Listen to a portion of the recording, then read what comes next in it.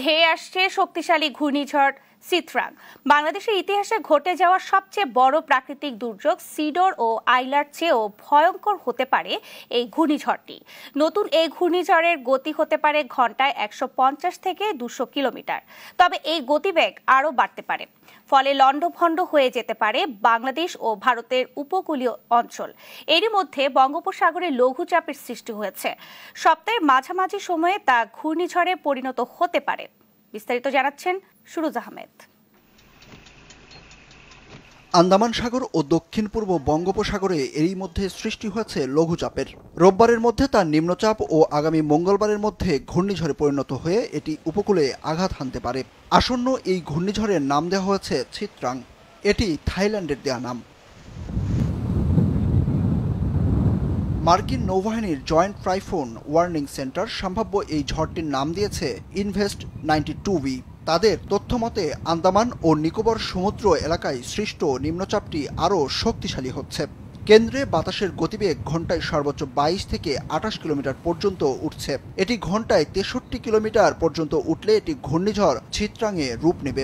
এছাড়া ঘূর্ণিঝড়টি ঘন্টায় 15 কিলোমিটার বেগে উত্তর পশ্চিমে অগ্রসর হচ্ছে।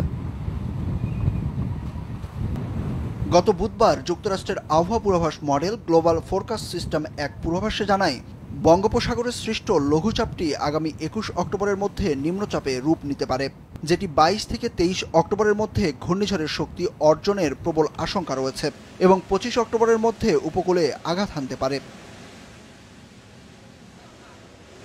বাংলাদেশের আবহাওয়া অফিস বলছে, লঘুচাপটি নিম্নচাপে পরিণত হলে ঘূর্ণিঝড়ের আশঙ্কা রয়েছে।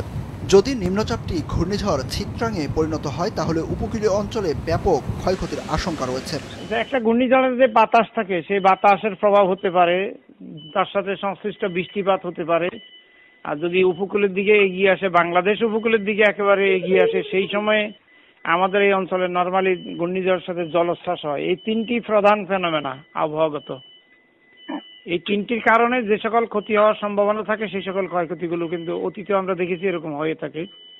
তবে যেহেতু এখনো এটি বলা যাচ্ছে না একেবারে বাংলাদেশের উপকূলে আসবে কি আসবে না, একটু অনিশ্চয়তা রয়ে গেছে এখনো, যেহেতু এটি এখনো আসলে ক্লিয়ারলি ফর্ম করে নাই।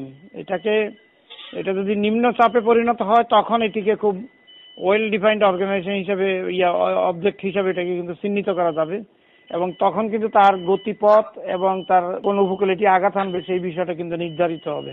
আবহাওয়া ও জলবায়ু গবেষক মোস্তফা কামাল পলাশ বলেন, নিম্নচাপটি আগামী 23 অক্টোবরের পর ভারতের পশ্চিমবঙ্গ এবং বাংলাদেশের উপকূলীয় এলাকা দিয়ে প্রবেশ করতে পারে। প্রবেশের সময় নিম্নচাপটির কেন্দ্র যদি বরিশাল খুলনার উপরে অবস্থান করে তবে এই অঞ্চলের মাঝারি থেকে ভারী বর্ষণ হতে পারে।